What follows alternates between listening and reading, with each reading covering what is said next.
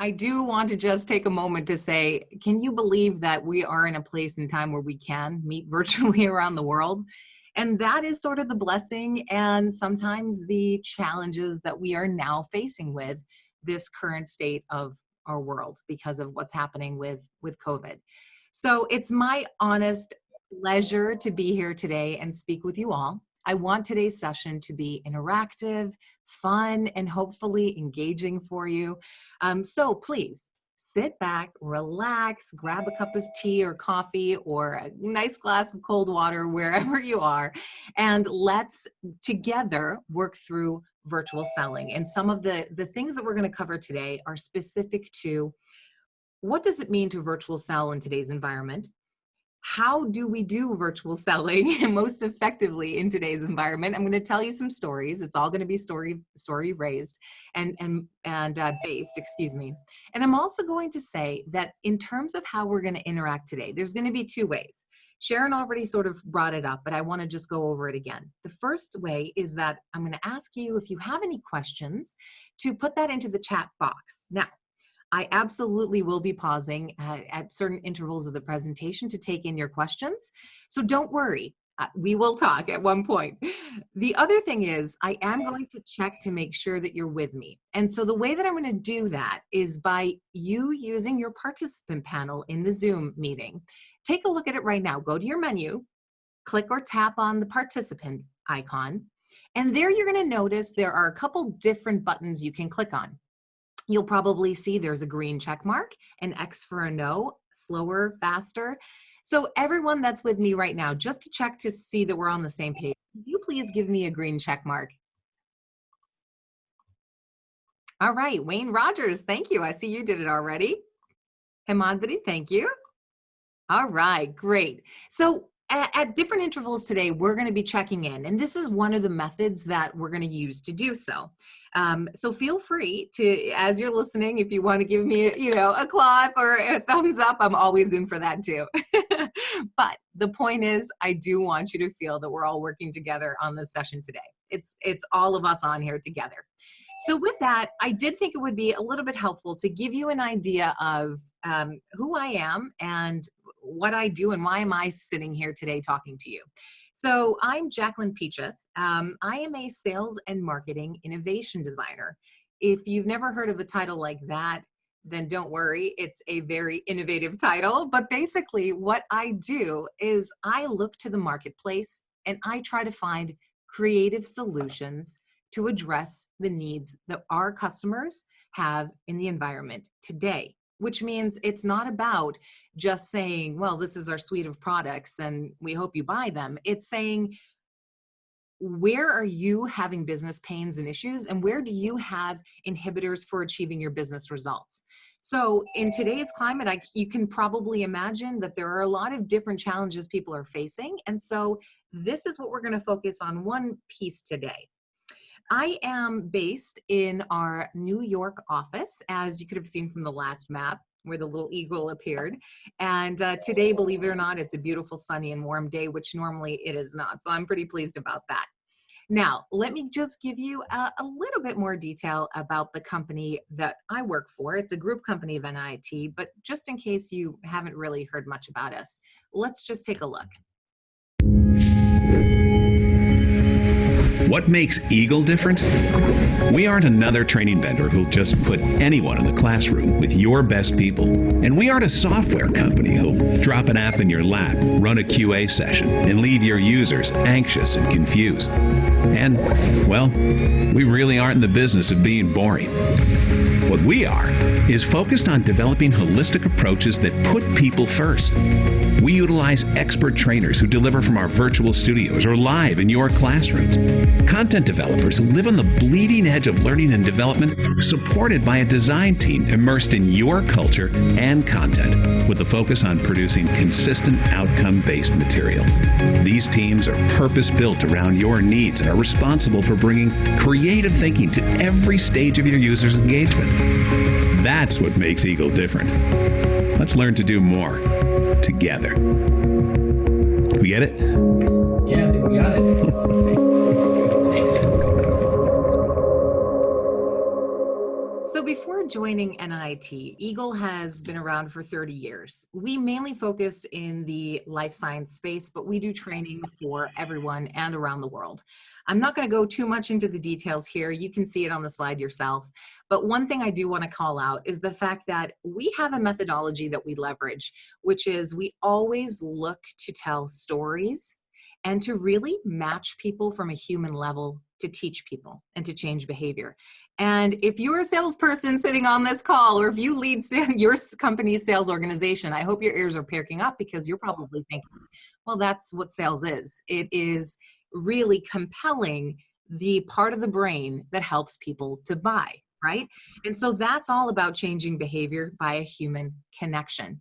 We do this in such an effective way that we actually guarantee all of our training to be 90% adoption.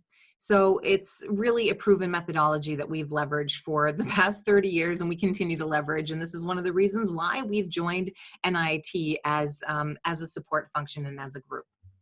Now, I do want to anchor the conversation today about virtual selling skills in context of the current climate that we're currently in.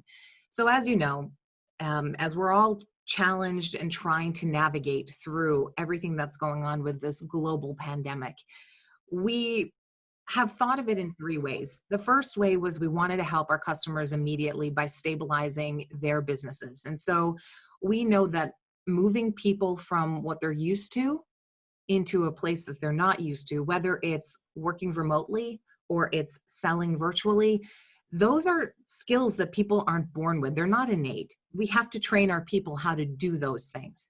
So what we first did was we realized just about 3 weeks after really the lockdown happened, we came up with a plan for how do we support our customers immediately. We need a fast to market solution. So we did create a couple of different packages to allow our customers to be able to sort of manage through and stabilize their businesses. But now we're a couple months out from there. So now we need to ensure that your people and your companies are really going through a stabilization period as well as an evolution period. We know that our business has had to adapt in order to survive. But that also means that now that you've managed to survive, you've stabilized, you need to evolve. And that's the core of what we're going to be talking about today from your virtual selling standpoint. So with that being said, the other quick thing that we did, and I just want to mention this now because this is something we're going to be sharing with all of you.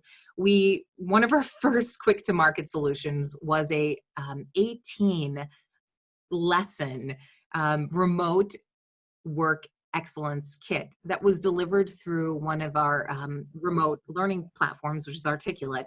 And it really takes people through how to best work remotely. These, again, are not skills that are innate for people. So at the end of this call, we're going to provide that for you. It's absolutely complimentary, and you'll get that in many different modes, whether it's a SCORM package that you would prefer or a web hosting link. That's our gift to you, and we hope that you can find that it to be useful and helpful. So with that full-on introduction, now I'd like to take you through one of the reasons why working remotely is changing the way we're doing our business. We're all seeing how this is happening. We've taken in our entire enterprise organization and now moved them into their homes. And let's be honest, not everyone's homes are the same, and not everyone's social lives or even personal lives are the same. So for example, I have an 18-month-old daughter who is wonderful, but I will tell you, it is very challenging to get my work done, to get a quiet space, to find a space where I can take my calls, and even like this morning doing a webinar. So we all have to know that we have to be flexible, but we also have to be really kind of creative in how we can still be the best for ourselves as well as for our companies that we're working for. So with that, we're going to be focusing today on, as I had mentioned, the virtual selling skills. We've created multiple different packages that are quick to market. We're not going to talk about that today. Our focus is, as I've mentioned, the virtual selling skills. So now I want you all to close your eyes for a second, please. I know it may sound hokey, but please do it with me. Close your eyes. I want you to think about, when you think about People working from home. How do you imagine it? I'll give you a second. Do you imagine it? Please open your eyes. Do you imagine it maybe something like this? Is this how you're imagining your sales force? And maybe you're a salesperson yourself, and this is how you're imagining it would be. Sitting, relaxing in the comfort of your home, perhaps engaging with your customer, really nice clarity. Your customer seems happy and engaging. Well, let me just tell you, that's probably on the smaller percentage scale of how people are functioning in this virtual market. And honestly, that is just the truth of it. In most instances, putting people in this situation where we're locked down, we're trying to work remotely, you're going to see probably more challenges than you're going to see the easy breezy part of remote work. In fact, I would happen to say that there's a large percentage of people that giving them their computer and giving them some sort of a remote conference app like a Zoom or Adobe Connect or an MS Teams or however you're connecting with your customers, it's not enough. You can't just believe that giving them a conference tool is going to give them the skills to be able to effectively connect with their customers or do their job. And in fact, a lot of times people start to feel so overwhelmed that it's like looking at networking grids that you may have no experience with, because you've got Skype where people are chatting, you've got email, you've got all these different conferencing tools, and it's really, really challenging for some people on the varying scale of tech ability. So instead of leaving your people and instead of feeling completely overwhelmed, you really need to find a way, and hopefully through education and through training and through skill development, upskilling your force, you can lead them into a place where they will feel more comfortable. We always look to basically a trifecta when we think about how do you get people up and running and upskill. So for example, in the context of virtual selling, honestly, it's not enough to just give someone a computer that works, an internet connection that's solid and strong, and by the way, a conferencing tool, and say, go and sell and go do your job as you've done it before. It's not enough.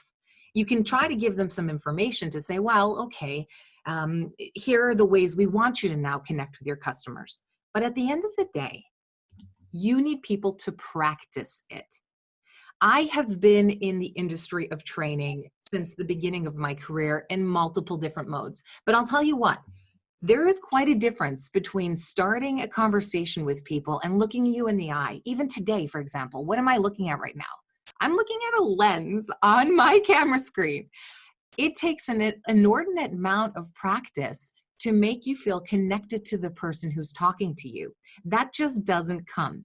So when I started my career and I would be training in the field, I would go to multiple different hotel sites, and I would get to shake hands with people and build that personal rapport. And by the way, I could read body language.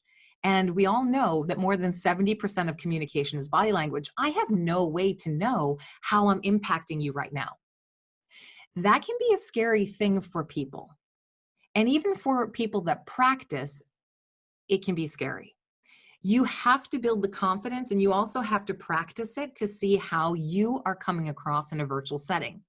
So that's not only for you on a business conference, it's even more critical when you're trying to close high value, complex business deals with your customer if you're not comfortable in front of your screen. So with that, the skill development is honestly a very critical component of your virtual selling. I hope you guys are shaking your head and nodding.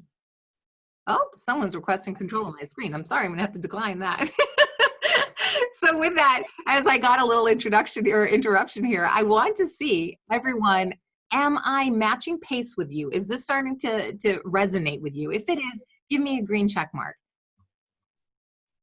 If it's not, give me a red check mark.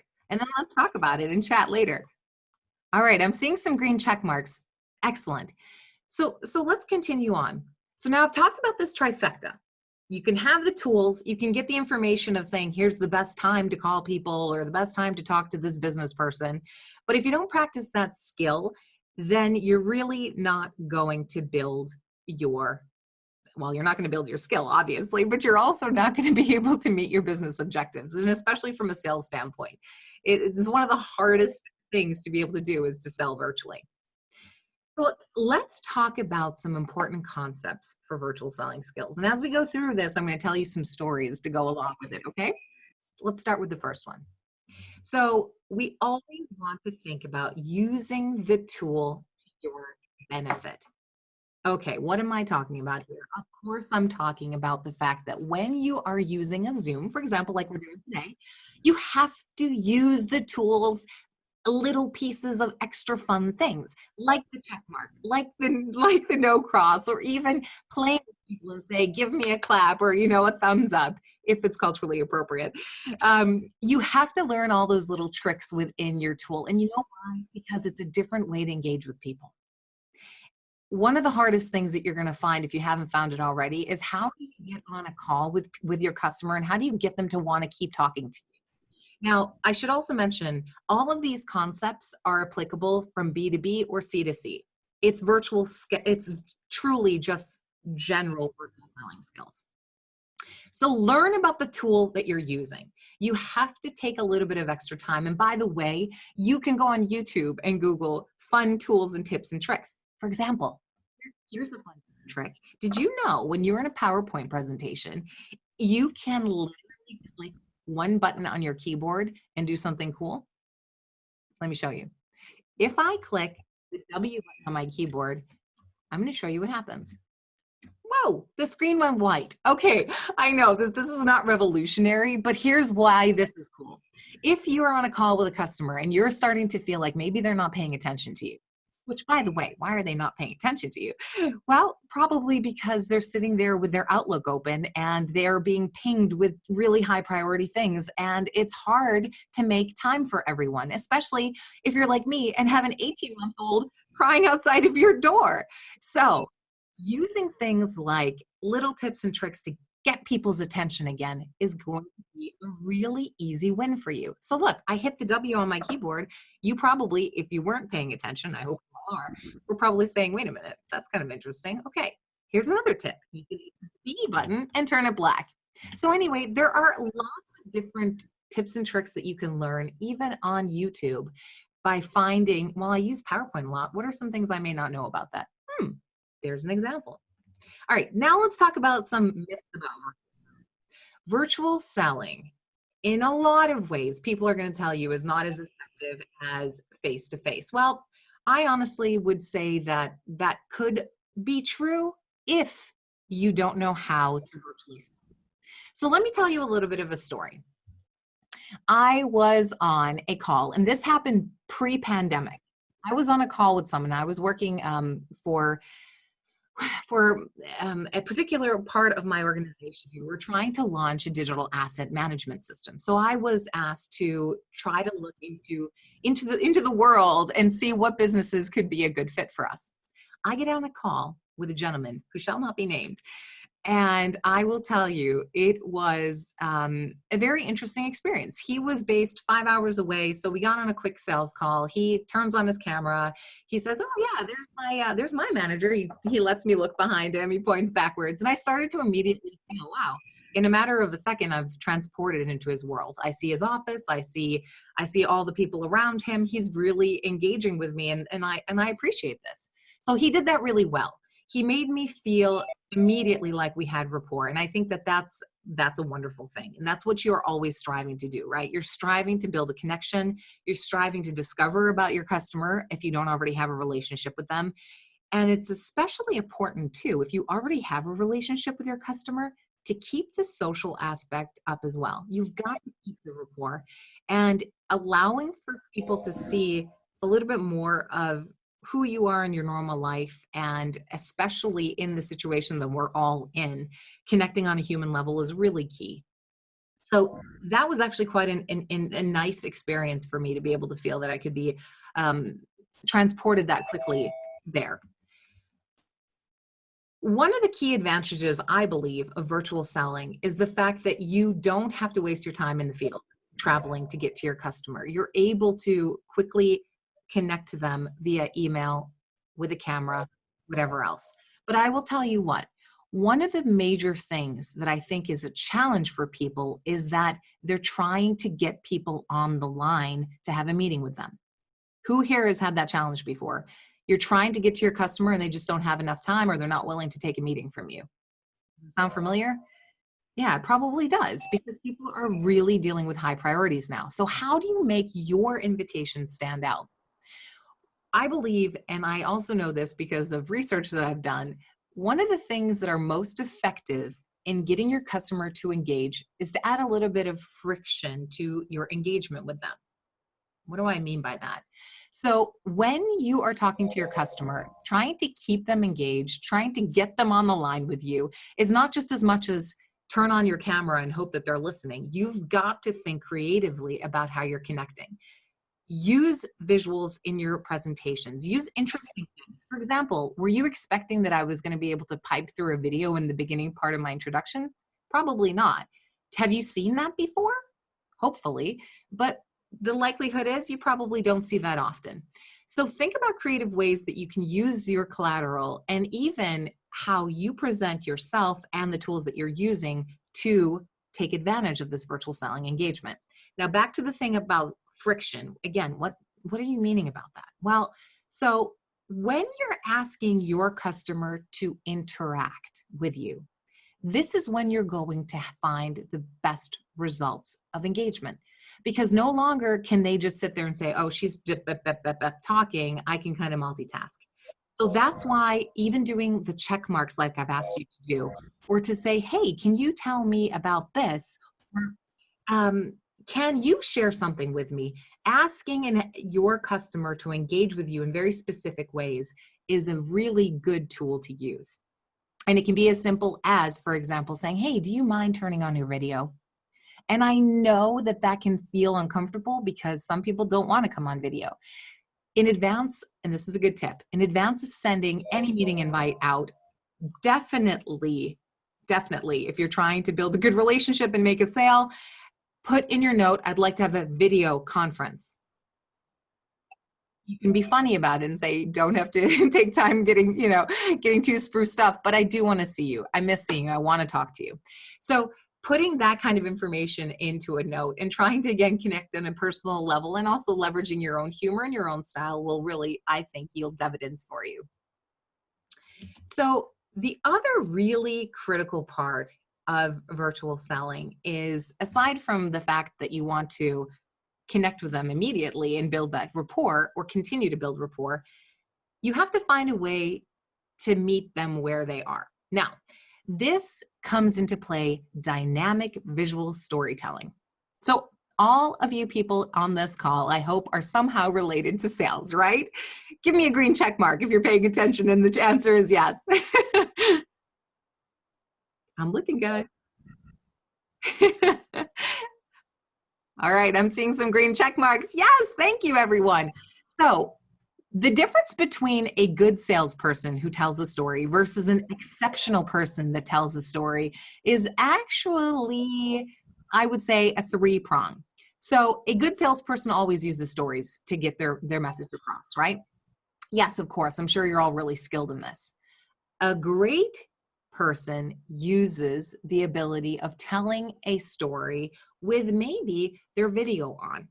Okay.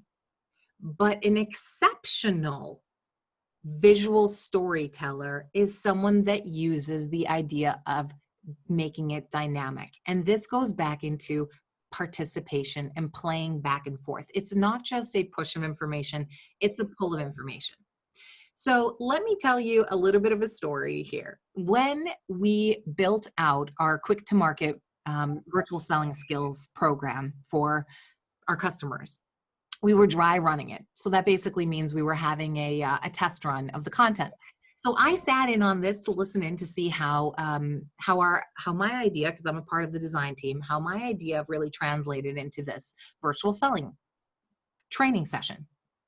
So as I was listening to the trainer run through the presentation, run through the training, we had a role play. And in fact, we have lots of role plays that are constantly coming throughout because, again, you want people to engage. So there was a role play, and I was moved into a breakout room because it was an automatic thing that happens in the way we set up these sessions, right? So I no longer could just sit there and be a silent participant. I actually was being forced to participate. So I get into this room, And now, I wasn't trying to be a troublemaker per se, but the role play scenario was this. The scenario was you have a salesperson. Okay, so that wasn't me. I wasn't assigned the salesperson. You have an observer, and then you have the customer. I was assigned to be the customer. We had another gentleman who I work very closely with and have worked with for years and years. He is a global account manager, super experienced. And we also had our observer, who was another sales folk.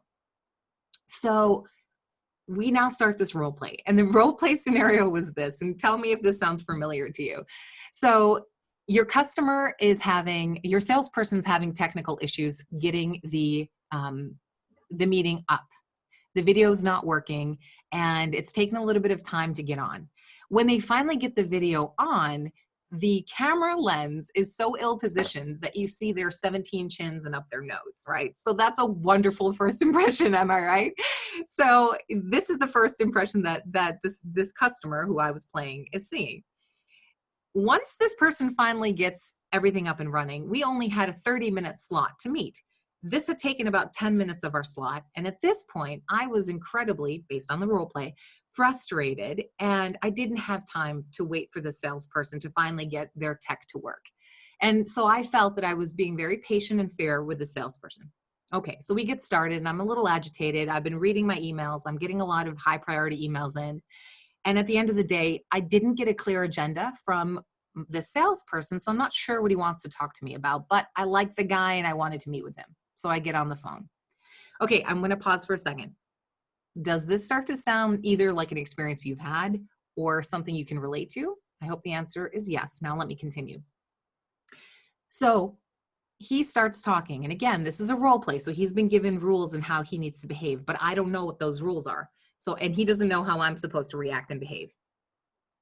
So he then starts to soft sell me and say, well, this is what's going on. And how do you feel about this? He's basically going through discovery. As we all know, if we're in sales, it's important to discover from your customer, but that's not the first thing you do in a virtual call. And here's why. You don't know what's happening on the other side of the phone, and especially if the camera's not on. You have no idea that your customer may be having that 18-month-old screaming outside the door or all of these high priority emails coming through. You need to immediately set the stage, sell your value. Why are you coming on the line, and what's the purpose, and why are we doing this? I think that's sales 101, but I really want to make sure that you guys hear this loud and clear from a virtual selling standpoint. You want to find the best way to connect with your customer and identify where they are. Once you've identified where they are in terms of their state of stress, or even just if they're willing to play along with you and have some of that initial discovery conversation, you've got to match their pace, right? So he begins to soft sell me, and my response back to him was, listen, please just let me know what you're trying to get done here. And it was a terrible conversation, and the rapport honestly was ruined. And I have been in sales calls like that before, where I absolutely chose not to call back or take any other meetings from the salesperson. So what's the lesson in all of this? The lesson is, one, he didn't set and establish an appropriate agenda. He did not clearly prepare for the call. He had technical issues. He kind of floundered on. When he finally got on, he clearly had challenges there and was a little bit stressed and upset. And that's totally understandable. You don't want to come across like you don't know what you're doing. And if your tech skills are maybe not completely proficient in this virtual environment, your chances are you probably will have some mistakes here and there. And that's like showing up to a sales call in person with your shirt on tucked and, food on your face. You don't want that. So you have to take the time to practice this. The other thing that he made a mistake was he did not take the time to first figure out where I was. He just went right into trying to do the sales pitch and to try to discover around the sales pitch with that soft sell. And it really landed like a 70-pound brick. It was not effective. And so this can happen really easily. And it's even well-intentioned people that can get stuck in this situation. And it's not something that you want your people, or if you're a salesperson yourself, to go through. So this goes back to matching pace, ensuring that you're able to manage your tech effectively, practicing that, setting expectations before you get on the line with your customer. Send out a quick detailed agenda. Tell them you want to talk and connect on the video, because by the way, if he had seen my facial expressions and seen what was going on, he would have been able to tell, maybe I shouldn't start the conversation where he did. So this was a really good role play anyway. And I will tell you that the observer in this, which is also one of our colleagues, he had to give me a hard time because I gave him a piece of my mind about this. I said, this is absolutely the wrong way to do it. We don't want to handle sales this way. So this brings me back to, if he had done it correctly, how do you then leverage this dynamic visual storytelling? So the visual storytelling in concept is as simple as forming a story. So just like what I just did. So let's break the fourth wall for a second. I just told you a story. Hopefully you could imagine it as I was telling it. I'm not sitting here and showing you bullets and reading you bullets. Well, actually, yes, I am, but I'm not doing it in a typical way. I'm trying to engage you and trying to tell you that this is a bad scenario, but here could be a good scenario, right? So it's a different way of connecting, and it's trying to be dynamic and interesting. You always want to bring that into your conversations with your customers in a virtual setting. It's really critical. It does help by doing this that it captures your audience's attention, hopefully, right? We have to use stories to do that. One of the things that I want to just bring to you is a stat. So they say that people can really only fully focus for 20 minutes. So let's look at the time here. Well, it looks like maybe your 20 minutes are up with me in paying attention.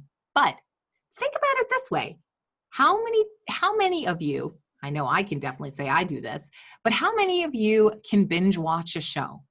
Maybe it's on Netflix or Hulu or whatever service you use to stream. Can you sit there for hours sometimes, embarrassingly, and watch these shows? The answer is probably yes. Why do you think that is? It's because of the way stories are told.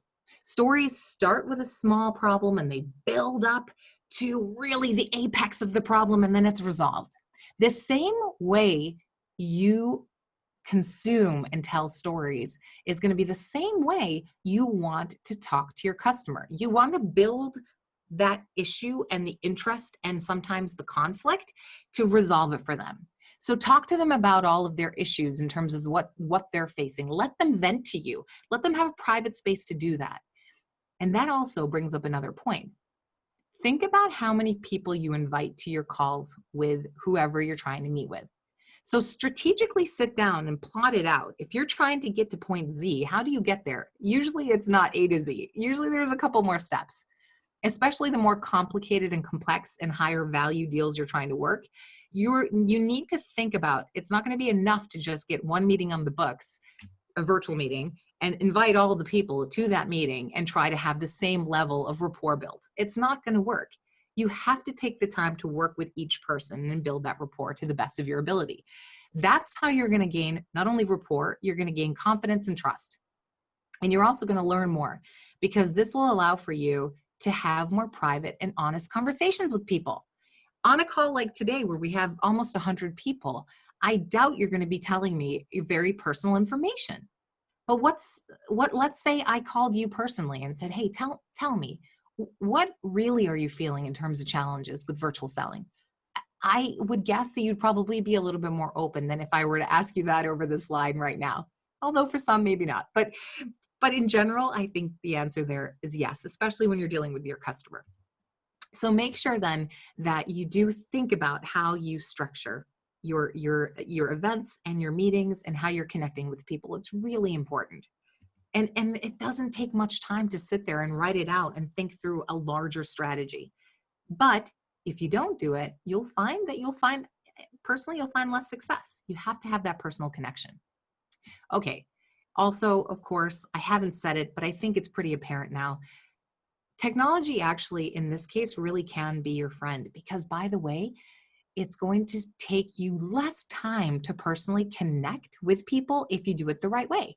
I can call my colleagues in India and see them in 2 seconds versus getting on a plane, trying to get through security, doing all these other things. I mean, that is a blessing in disguise. We need to leverage that and think of it that way. And once you start to think more positively about it, I always believe you put positivity out there, you get positivity in return. So make sure though that you are practicing your tech as something as simple as your camera setup. Don't be the guy that has 4 chins and looks up the nose when they get on the call with you. Please just don't do it. It's not good. And also to that end, check your audio. So here's a tip that I always do. Anytime before like a webinar like today, you're probably thinking, how did Jacqueline prepare for this? Well, maybe you're not. But if you were me, I would be thinking that. Well, let me tell you. So I set up test practice runs. So I actually go and I schedule meetings on my own calendar. I set it up the way that I would be doing a webinar or calling on a customer. And then I actually record myself and I play it back. And then it's hard to watch. I'm not going to lie. Everyone is their hardest critic, but it teaches me what I'm doing maybe not so well and what I need to adjust to come across the way that I'm trying to come across. This is a huge benefit. When do you ever get this in real life? You don't get the chance to hit record and pause and then see how you came across. Use that technology to your benefit, please. That is a natural upskill. You'll also start to notice if you do little weird, quirky things. Maybe you have some speech issues where you're adding an when you're thinking, or maybe you move your hands too much, or maybe you're not really engaging with the lens of the camera. Practice these things, please. It will make a huge difference. Also, with that, overcoming technical challenges is really important. I want to tell you a quick story. So about a month ago, I had an internal briefing for our entire sales organization. On the call, there were so many people, and I had prepared, and you can tell that obviously my industry, I was born a trainer. This is what I do, but I will tell you, I was really thrown off with what happened. So I got on the line and everyone started joining in, and I was hearing the ping, ping, ping, ping as people join the meeting, which obviously gives you some excitement and nerves at the same time. And then I shared my screen and I had my window open so I could see everyone's videos. And everyone was sharing their videos. Believe it or not, we actually had people sharing their videos and the bandwidth didn't break. It was fine. And then I was used to looking at my own video as a way to connect. I thought previously that was a good way to do it. And that video disappeared and it threw me off. So 2 lessons here. The first is when you are going to have video conferences, please, please, please don't have your own video up. As best as you can, especially for a one-to-many situation and scenario, excuse me, stumbling over my words here, especially for a one-to-many scenario, it can be incredibly distracting and you really don't want to do it. It's not the best way to connect with people. If you're having a smaller group situation, and like many of you know, you get the grid on your screen and you do see yourself there, try your best. Please don't look at yourself. Because what it's going to do is it's psychologically going to change the way you interact with other people. You're not going to be listening as much.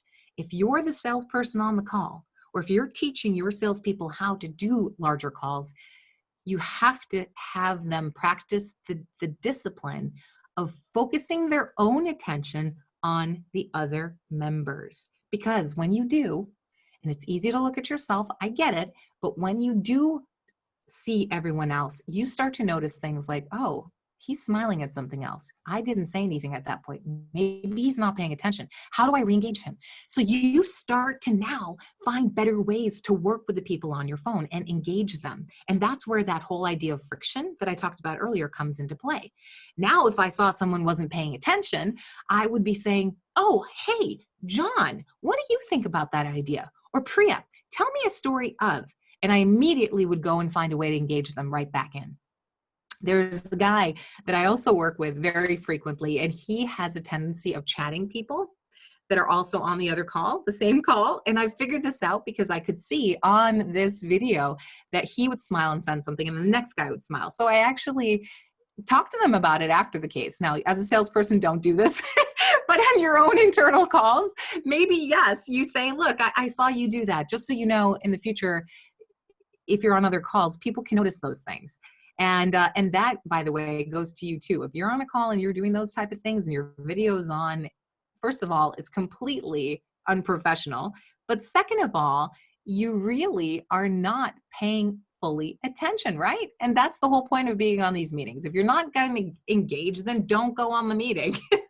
So pay attention to the video, not your own video. It's really going to help you. You'll see. You'll start to be able to read people's body language in that way. Now, I already told you the story of how in the role play scenario, the salesperson lost me as the customer before the call even started. Make sure that you come prepared to your meetings. Prepare your tech, prepare your meeting invites with the agenda. And by the way, when you get on the call, have fun with it. You don't have to be so serious all the time to where it feels uncomfortable. Please remember, we're all humans behind this lens. So try to connect on the human level. That also pays dividends. Now, I did tell you the story about my buddy there and his disengagement. When you recognize the disengagement that you see in other people, it can be very flustering.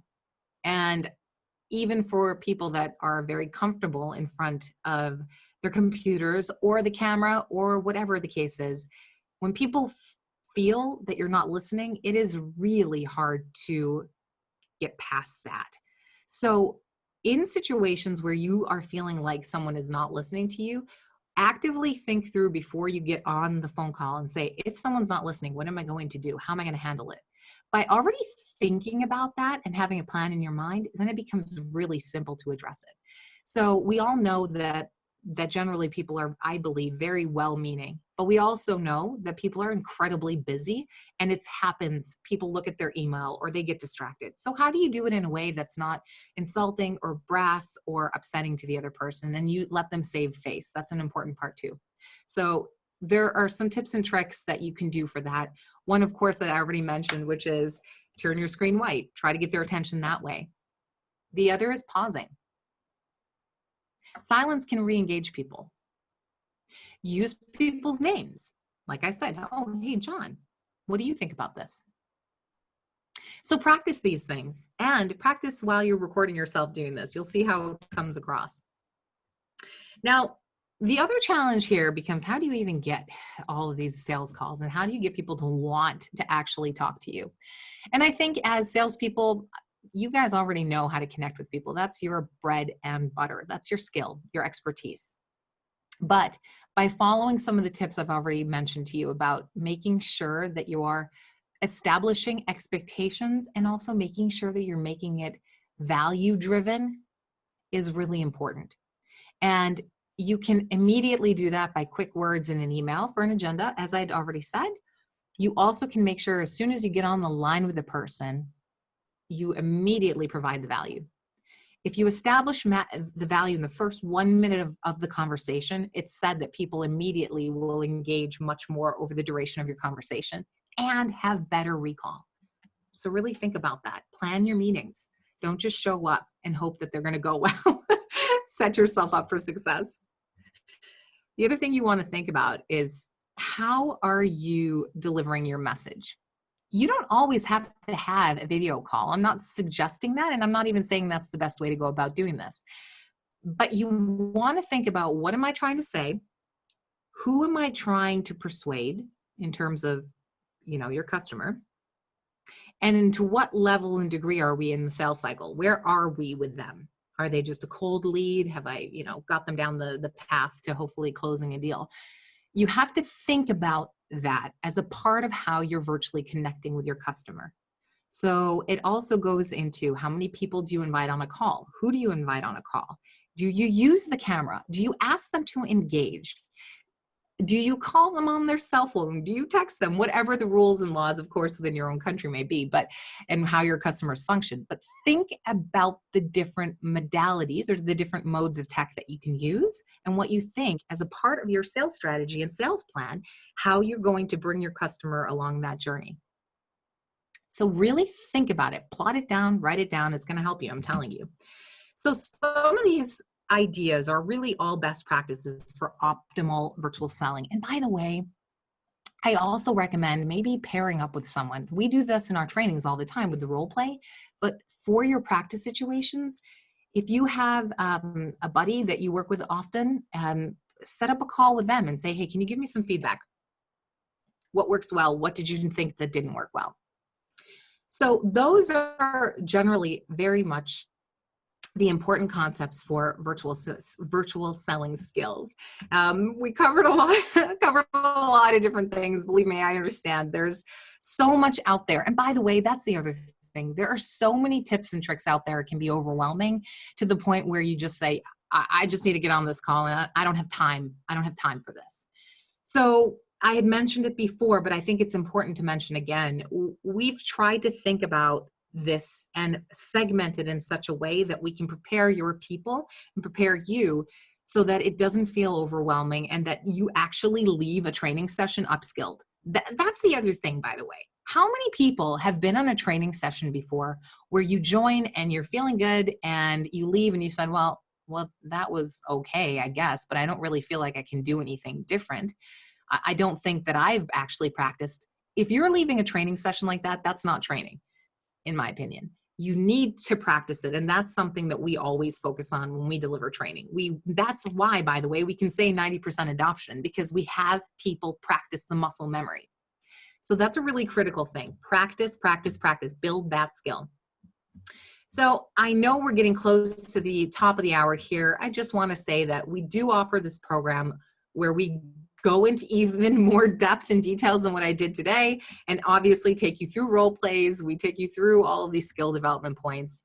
And we do it in a different way too. We do it in sort of an evolved situation. We have different ways that we interact with you. We do pre-work, then we actually do the session, then you have reference material. And we also, by the way, provide your managers with ways that they understand how to coach you on this and how to support you and support your teams. So that's really important and a critical part as well. So with that, we are almost to the top of the hour. I had told you I would connect with you earlier to read all of your chat questions, but we did start a little bit later, so I didn't get as much time, and I wanted to make sure I gave you all the tips and tricks. So with that, let me take a pause and ask, what questions do you have? What are you guys thinking?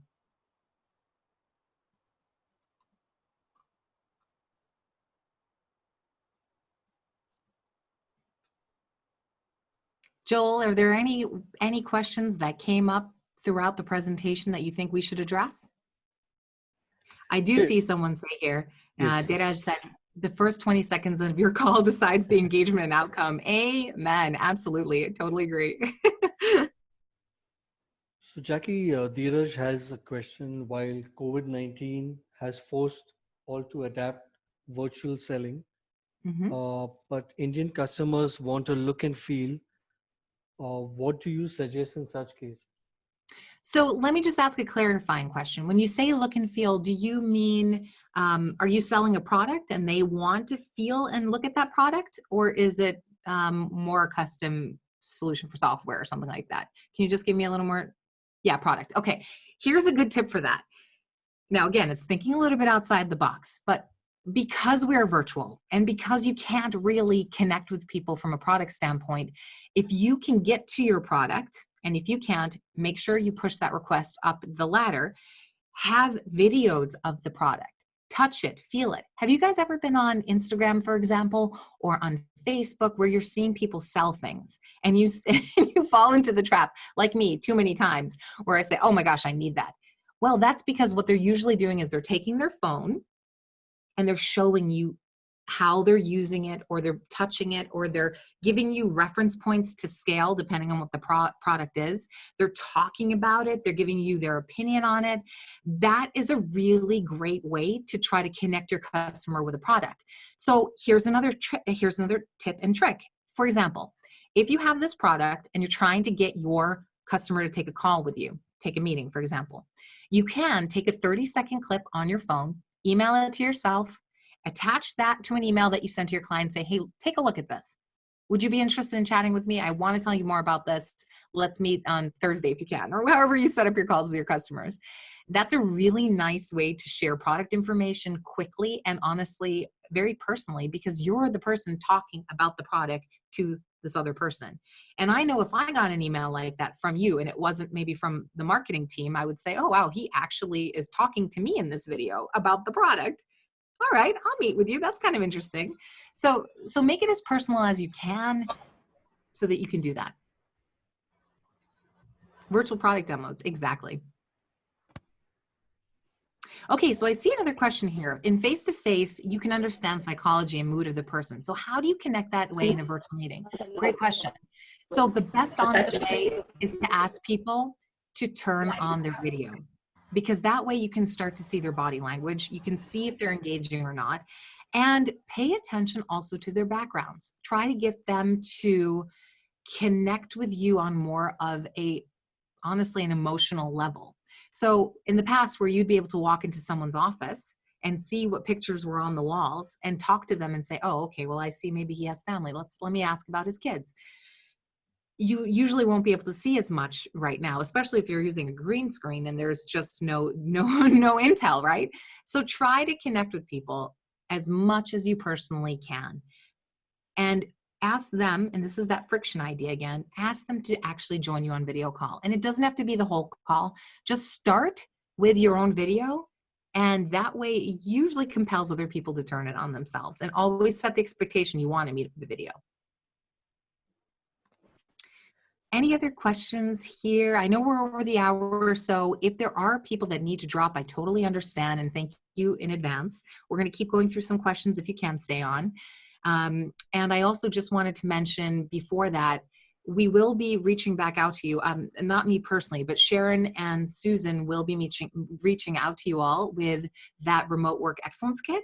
So you'll get that complimentary. And also if you have any questions about how to upskill your virtual teams, your virtual selling teams, and if you're interested in finding out what programs we have, please just reach out.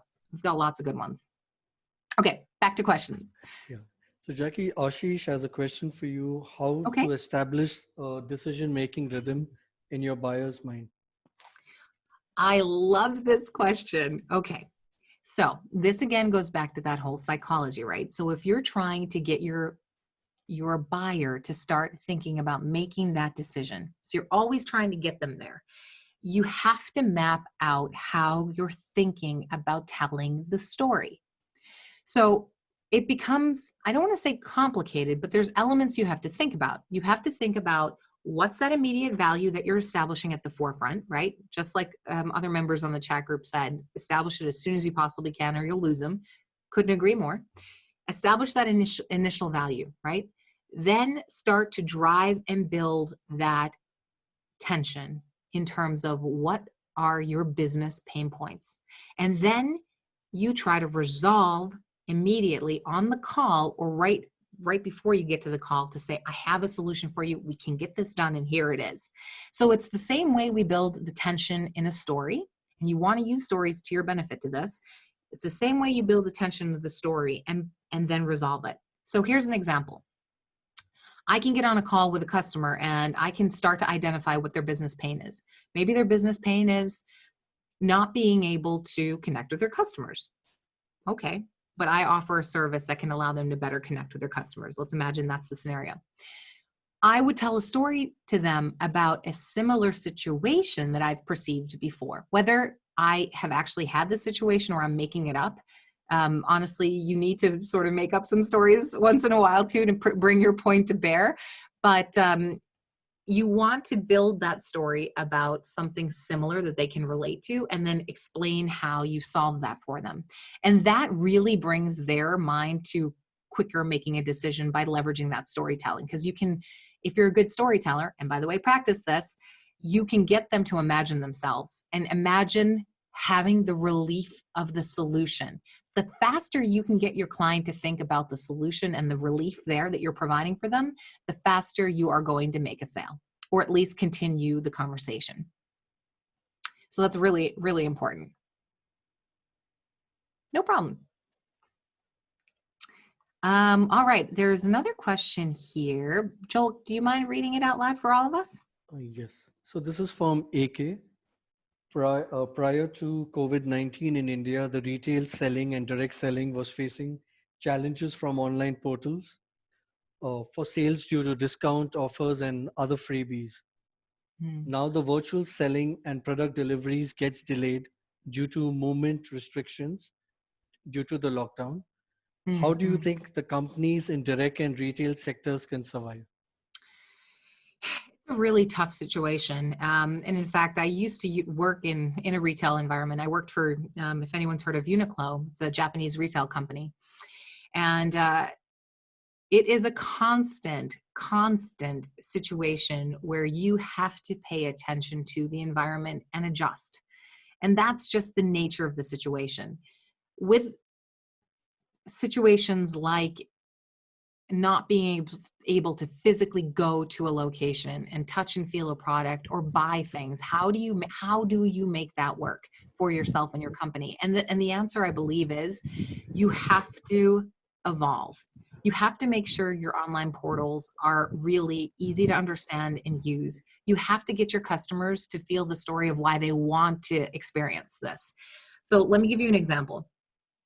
I've noticed a couple of companies do this really well, and I'm not going to use the name, but I'm going to say it's a clothing retail company, and it's U.S. based. This clothing company told a story of how we should buy their clothes based on what people are experiencing in their life. So instead of just saying how you typically filter product by, you know, is it men's clothing, women's clothing, kids clothing, what type of clothing, and then you search for it yourself. You got to the landing page and they told you the story right away. And they had, for example, women vacationing or women working from home. And then it had all of their loungewear and it had all of the accessories for the loungewear. And so it told a story immediately of, oh yes, this is how I want to look when I'm working from home. So you're starting to imagine and imbibe into that lifestyle. So certainly you don't get to touch the product. You don't actually get to experience it other than buying it online, but you get the benefit of being able to get it to your house. So the other thing I've seen that they do really well is allowing for a more lenient return policy. I think this is something that's really helpful because not only are you setting the stage of how people can experience virtual buying, you're also setting the stage of you're not stuck. We'll still help you. We want to maintain a relationship. And by the way, here's how you buy from us. So I think it becomes still, honestly, very much storytelling based, how you're marketing the story, and evolving the technical capability so that you can match your customer. And that honestly is product related or even non-product related. If it's just B2B, it's the same story. You need to connect with people in that way and do those three things I just said. Hopefully that answers your question.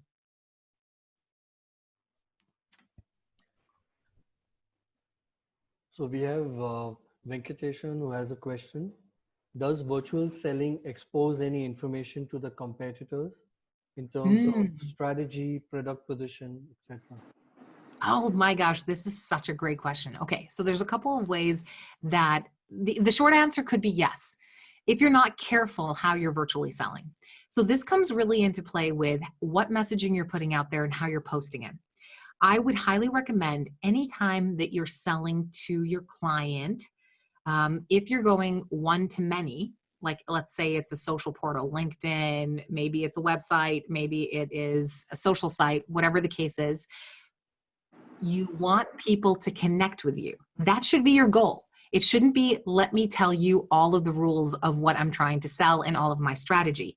It should be something that whets their appetite just enough so that they'll take the next step to connect with you.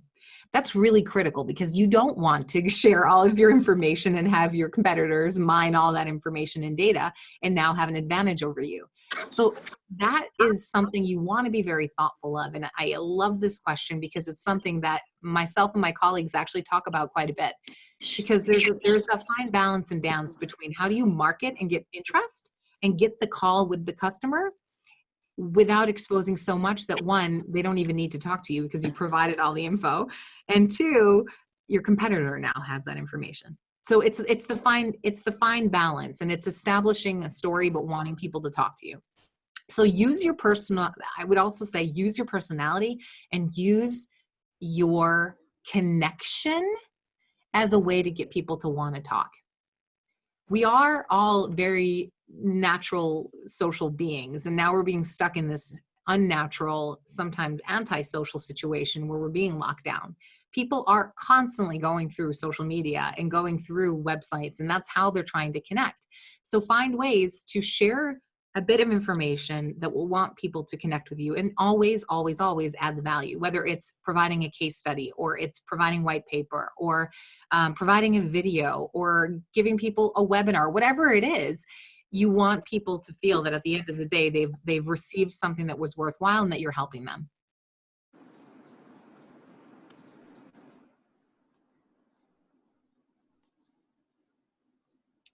Any other questions, Joel? Yes.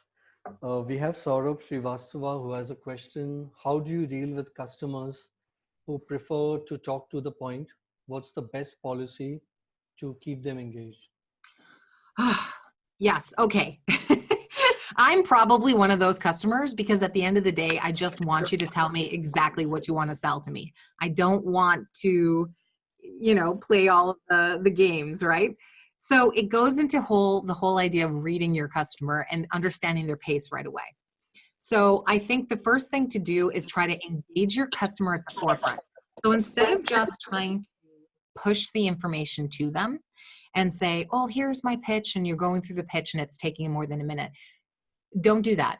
Introduce yourself, obviously, if you don't know them. If you do know them, have a quick little talk so that you're having that human touch point. Then get right to the question of, what are you dealing with right now? Can you tell me, this is what we're talking about in context of what you're trying to sell, obviously, what your strategy is. Ask them pointed questions. The reason being, if you do that and you do engage them at the forefront with pointed questions and you get them to start talking back to you and engaging with you and trying to tell you what really their true problem is, you're going to be better suited to not only meet them where they can find a solution to their problem, but you'll have a better sense of what exactly they're thinking about. I would say it's a great thing if you've managed to get them on the call. That's a first step. And that means that they're interested to some level or extent, whether it's just information gathering from you. So you have to give your person that you're talking to the airtime to provide further context for you. If you've been on a call before where you just hear someone go, and they start talking and they don't give the customer a chance to say anything, you will quickly find that the customer disengages and probably doesn't feel too great after that call and probably doesn't want to work with you. So making sure to get them right away to talk is going to be a benefit to you. So keep that in mind. So Jackie, I'm going to skip a couple of questions because there are two similar questions asked by Sanjay and Sudhanshu. So how do you conduct virtual sellings in pharma where medical reps meet doctors face-to-face in our Indian scenario? So great. Thank you for this question. We work very often in the pharma space. In fact, life sciences are our specialty. So to the short end of the question is, this absolutely is applicable. In fact, what we've been seeing, honestly, is that a lot of people have started to change the way that they're selling. So previously, where doctors did not have a lot of time to meet with reps, but they would usually make the time so that they could sort of balance out their schedule. We're finding doctors are actually having a better experience because they actually can block out time in their calendar and meet more people and get further information. We're also finding that people are starting to shift their model from direct selling to account-based selling, allowing for more scientific liaisons to join the calls, medical liaisons to join the calls to actually help speak to specific points. So it becomes more of a group effort in selling. And also we found that, and this is a general statement, but this is something that we've found, is that people have been able to quickly respond in a much faster way, get MSLs, for example, on the line to help support specific questions that healthcare providers may have. So you're actually shortening the timeline and providing further depth of conversation and quality of conversation. So this virtual selling 100% meets the need for medical salespeople for sure, and reps getting into the doctor's office, and also making sure that the doctors can be set up in the right way. So we also have offered support there. So if you are looking to your healthcare provider and you're book of business and seeing that maybe some people are not so tech savvy, that could be an area where you then try to offer them some more support and say, look, we know you have to talk to people. We know this is a part of your business. And by the way, we also know that you're having to meet with your clients and patients in a lot of virtual ways.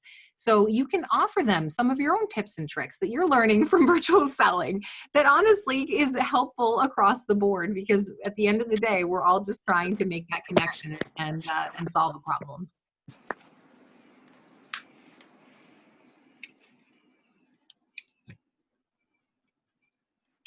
Okay, Jackie, one question from Nishant. On virtual platforms, how do you get a commitment on negotiation, especially pricing? And how do you ensure deals get closed in our favor? Yeah, so that's a great question. I've actually had most of my career in having to do virtual pricing negotiations virtually. It's actually never happened to me in my entire career, believe it or not, where I've been in person with people doing that. So from my experience, I've found that it really, really makes sense once you're getting to the contract part to keep the group incredibly small. It should be you and the decision maker. Do not have multiple people playing that game. That's really inappropriate, and you'll find that it'll be harder to close the deal. So keep the team smaller. Keep it between you, if you can, and the other person that is the decision maker, or the person that will be bringing the contract to the decision maker, so that you guys can negotiate appropriately without a large group situation. The larger the group, the less candid people tend to be. And when you're coming to negotiations, you're not usually doing it in a consensus, right? So think about how you're doing that. And also, when you are negotiating, pay attention to who you're negotiating with. How do they function typically? You do want to do some psychology there, because if you find that this person is more candid, then go on video. If you find that they like to hold their cards close to their chest, so to speak, meaning that they don't share as much, then maybe don't use the video if they feel uncomfortable, because you want them to feel comfortable so that you can be in a position where you can negotiate appropriately. If they're feeling uncomfortable, you're going to have a harder time getting that deal. So pay attention to who your customer is and really keep the group small.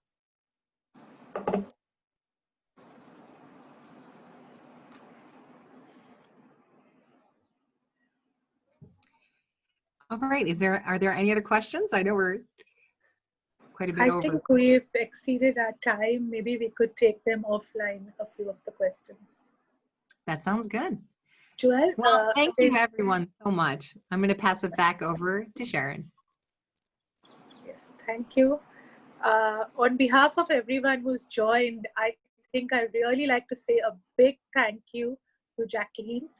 Your session was fantastic, and the number of points and ideas you gave us was really fantastic. For all of you, if you require any more questions, anything, please reach out either to me or to Susan.